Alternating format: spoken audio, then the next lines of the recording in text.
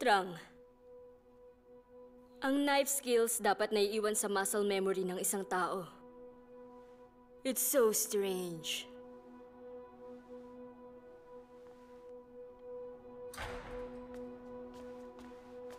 Oh, honey. Sa'yo pa rin ako, kampe. Kung totoong sa'kin kakampi, bakit hindi ka sumabay kumain sa kanilang lahat? Oras ng pagkain, tulog ka ng tulog. Kung kailan nakapagligpit na ako, tsaka ka nagpapakita. Tapos ano, maghahaay na naman ako? Kailangan mo ba talaga ipamukha yan lahat sa akin? Paalala ko lang sa'yo, baka nakakalimutan mo. Parehas na parehas lang naman tayong dalawa. Hindi mo naman ako pakakasalan kung hindi ako tagapagmana eh. Anong sinasabi mo dyan? Good luck na lang sa meeting.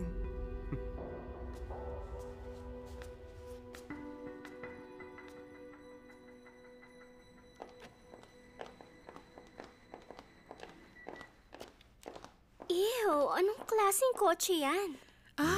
Kabibili ko lang yan kahapon. Nagdo-donate kasi yung foundation natin ng uling for the marginalized. Kaya lang makipot ang kalsada para sa kotse ko. Masyado kasing malapad yung sakin. Gagamitin ko lang yan for volunteer work. Siguraduhin mo yan, Teka nga, sandali. Papasok ka ngayon sa trabaho? Yes, tinatry kong pumasok at least twice a week. Akalain mo nga naman, you've changed. Siguro, natatakot kang mapansin ng office mates mo. Bakit naman? Kasalanan ko bang inggit sila? Dahil kaya kong pumasok sa oras na gusto ko, anong gagawin ko? Pinanganak akong meron ng lahat except nga lang sa kasipagan. Eh di ikaw nang swerte sa buhay. Bakit parang nagulat ka pa?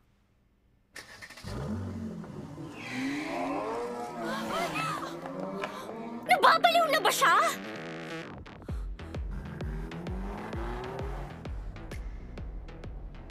Kala nila habang buhay ko lang yung pagluluto mga bruhang yon? Kapag hindi maganda naging takbo ng meeting, tatalon na ako sa Han River. Marunong ba ako lumangoy? Basta! Gagawin ko lahat para makuha loob nila!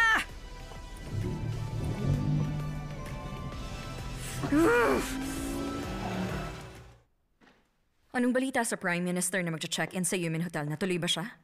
Opo, natuloy siya. Ang hindi ko maintindihan, hindi naman nagbagong work ethic ko, pero bakit nahihirapan ako? Kasi tingnan mo, nagawa ko namang #1 yung department store, distribution company at construction. So bakit hindi ko magawang #1 ang hotel? Kasi po sa hotel industry, masyado pong malaki ang competition talaga dito. Niloloko mo ba ako? Sa tingin mo hindi ko alam yung sinasabi mo?